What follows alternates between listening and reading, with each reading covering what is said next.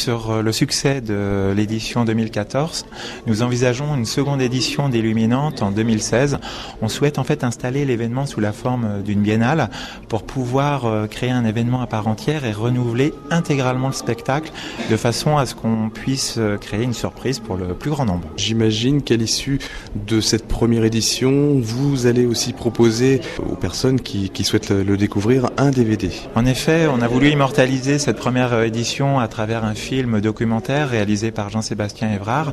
Ça correspondait également à une demande et dans l'intervalle des deux éditions, on propose pour ce Noël 2015 un film documentaire reprenant l'ensemble du spectacle Son et Lumière Illuminante ainsi que les coulisses du spectacle. Vous aviez une idée un peu de la quantité de personnes qui étaient venues voir la première édition ? Oui, alors on a tous été surpris pour cette première édition puisqu'on a accueilli 50 000 personnes en 5 soirées. Et là, le public a répondu présent. Pour vous, c'est déjà un signe ? En quelque sorte, un vrai cadeau de Noël, puisque c'est à partir du 25 décembre qu'on a pu constater de très grosses affluences.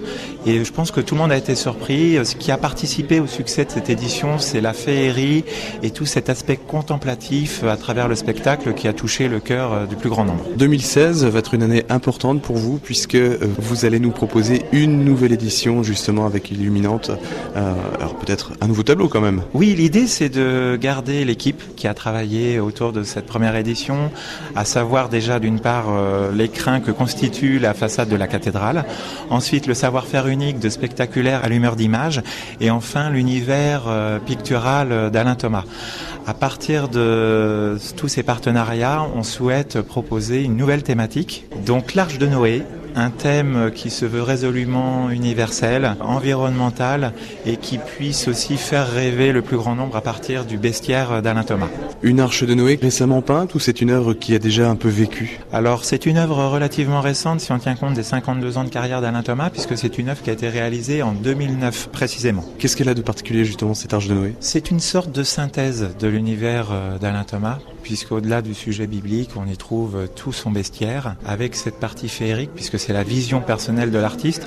Donc vous pouvez découvrir cette œuvre actuellement à l'Espace Pernaut dans le cadre d'une exposition d'œuvres récentes d'Alain Thomas. Donc l'Espace Pernaut qui est situé à 100 mètres de la cathédrale. Il y aura certainement beaucoup d'animations à partir de cette peinture puisqu'on fêtera les 20 ans de la fresque du Toucan située non loin de la cathédrale et qui permettra le retour de l'envol du Toucan sur la façade de la cathédrale au milieu du bestiaire de l'Arche de Noé. C'est combien de mois de travail pour rentrer dans les questions un peu plus techniques, de préparation, déjà de mise en œuvre, de choix de l'œuvre et puis d'animation ? Alors pour rappel, un infographiste de l'entreprise spectaculaire a travaillé durant 1 mois pour scanner la façade de la cathédrale et détourer le moindre détail pour accueillir le spectacle. Ce travail ayant déjà été fait, on peut considérer qu'il faudra 6 mois de travail pour réaliser ce nouveau spectacle.